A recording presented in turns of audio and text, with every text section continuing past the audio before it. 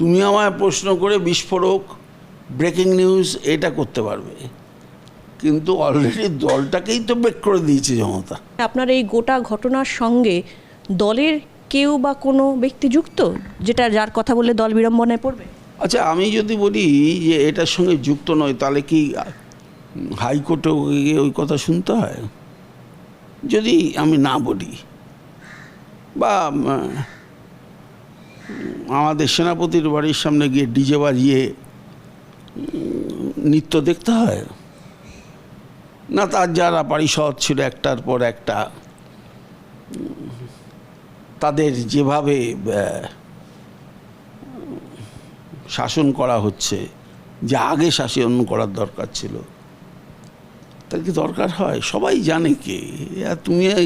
তুমি আমায় প্রশ্ন করে বিস্ফোরক, ব্রেকিং নিউজ এটা করতে পারবে, কিন্তু অলরেডি দলটাকেই তো ব্রেক করে দিয়েছে জনতা। তো সেখানে সেটাকে জোড়াতালি দেওয়া, তাদের মন জয় করা, সবাই বলে মমতা ব্যানার্জির তো বয়স হয়ে গেছে, সে কি পারবে, এই একটা ধারণা দিচ্ছে। তো জ্যোতি বসু কত বছর পর্যন্ত মুখ্যমন্ত্রী ছিল? স্বয়ং ভারতবর্ষের প্রধানমন্ত্রীর এখন বয়স কত? শক্তি, যেটা আমি এখনও বিশ্বাস করি, ভুল সংশোধন করে, সংস্কার করে, যারা দলকে সাহায্য করেছিল, গড়তে সাহায্য করেছিল, জেলায় জেলায় বহু লোক আছে, সেই কর্মীদেরকে আবার কাছে টেনে নেওয়া এবং যথাযথ মর্যাদা সম্মান দেওয়া। আমরা তো কেউ চাকরি করি না, আমরা তো চাকরি ছেড়েই দল করতে এসেছি। তেমনি আমাদের দলে সবাই স্বেচ্ছাসেবক, কেউ তো মাইনে পায় না।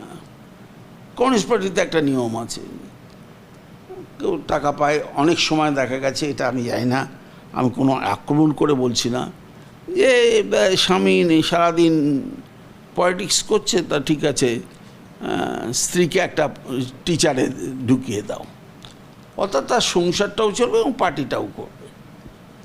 এই সিস্টেম তো এই দলে নেই, জানি না কোন কোন দলে আছে।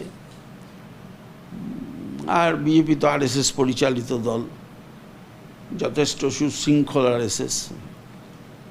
তো এই জিনিসগুলো মাথায় রেখে যদি দল কর্মসূচি গ্রহণ করে, মানে নন ইস্যুকে ইস্যু করে লাভ হবে না, ইস্যুকে চিহ্নিত করেই লড়তে হবে।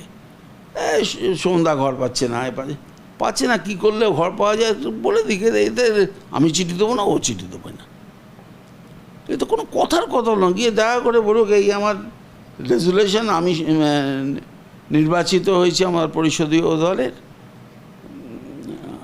এই চিঠি দিলাম আমি। দল চিঠি দিতে পারে, দল কাকে দেবে? দল কি ওখানে দেবে নাকি? দল তো দেবে দলের এখানে। সেই চিঠি আমার তো এখনও মনে আছে, মুকুল রায় চিঠি নিয়ে এসেছিল আমার। তারপর আমাদের এখানে ওই নসরুল আলী খানে মিটিং করে আমরা মমতাকে দলনেত্রী, পরিষদীয় নেতা ঠিক করেছেন। তখন মমতা কিন্তু যেতেই নি, তখন আমিই জিতেছিলাম, আমি কাজ চালিয়েছি 6 মাস, যতক্ষণ না বর্তমান ভবানীপুর থেকে জিতে আসছে। আমি আমার সহকর্মীদের পাশে দাঁড়ানোটাকে অনেক বেশি, তাদের মন যাতে না ভেঙে যায়, যারা রাজনৈতিক কর্মী, তাদেরকে উৎসাহ দেওয়ার কথা তো বলবই। আমার তো মনে হয় না যে ফেসবুক লাইভ করে তারা উৎসাহিত হবে।